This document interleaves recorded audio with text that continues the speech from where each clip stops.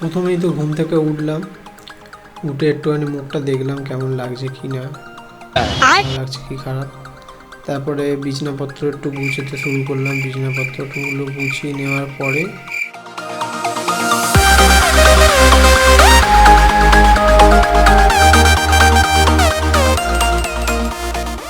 হচ্ছে আমার ঘর।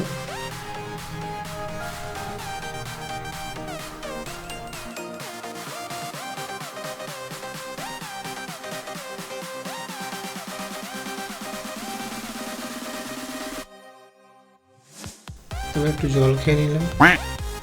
জল খেয়ে নেওয়ার পর তারপরে একটুখানি ব্রাশ করে নিলাম।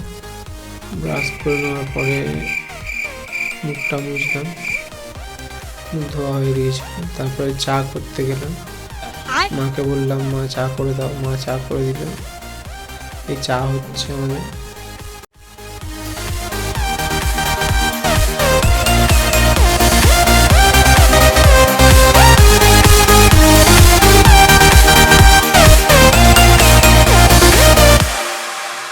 চা কমপ্লিট, এবার শুধু ঢেলে খাওয়ার বাকি আছে। এবার মা ঢালবে চাটা।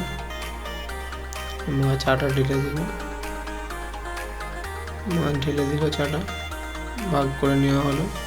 এই যে আমি চা নিয়ে বিছানায় চলে এসেছি। তারপরে এই যে চা খাচ্ছি, ভালোই হয়েছে চাটা, এটাই বললাম। তারপর একটু এক্সারসাইজ করতে লেগে গেলাম। চা খেয়ে একটু এনার্জি পাওয়া যায়, সেই জন্য আগে আমি একটু চা খেয়ে নিই, তারপরে এক্সারসাইজ করি। একটু এক্সারসাইজ শুরু করলাম। এগুলো প্রথমে ওয়ার্ম আপ করে নিলাম একটুখানি। ওয়ার্ম আপ করে নেওয়ার পর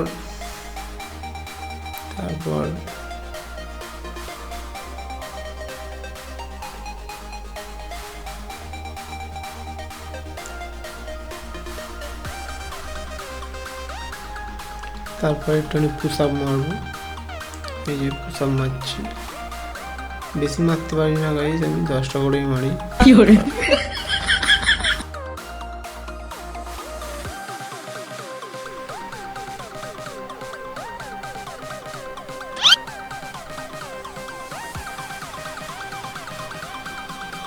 তারপরে ব্যায়ামটা আমি এক্সারসাইজ করে গাঁড় ফেটে গেছে, এই মানে ফেটে গেছে, এক্সারসাইজ করে অবস্থা খারাপ হয়ে গেছে। তারপরে একটু রেস্ট নিলাম। রেস্ট নেওয়ার পর একটু লিখতে বসলাম। আমি একটু লিখতে ভালোবাসি। কন্টেন্টের মানে কি কন্টেন্ট বানাবো একটু একটা স্ক্রিপ্টিং করে নিলাম। স্ক্রিপ্ট করা হয়ে যাওয়ার পরে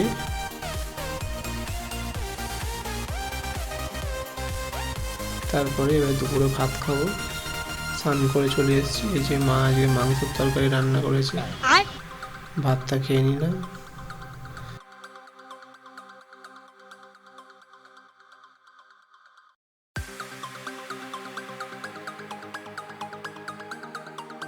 রান্নাটা হেভি হয়েছে, এটাই বলতে চাইছি। রান্নাটা ভালোই হয়েছে, খারাপ হয়নি। তারপর বিকেলবেলা মা চা করে নিয়ে এলো। এই যে লুচি দিয়ে চা খেয়ে নিলাম জমিয়ে। লুচি দিয়ে চা খাওয়া হয়ে যাওয়ার পরে একটু বেরিয়ে পড়লাম। বেরিয়ে গিয়ে তুমি ঘোরাঘুরি করলাম রাস্তার দিকে। তারপর মেলায় চলে গেলাম। মেলায় গিয়ে মেলা দেখে নিলাম। মেলাটা একটু ঘুরে টুরে নিয়ে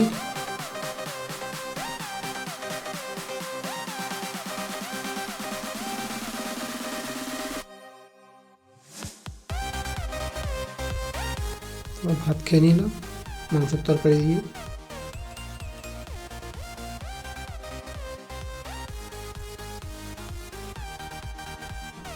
তো ঘুমিয়ে পড়লাম। টাটা, আবার পরের ব্লগে দেখা হবে।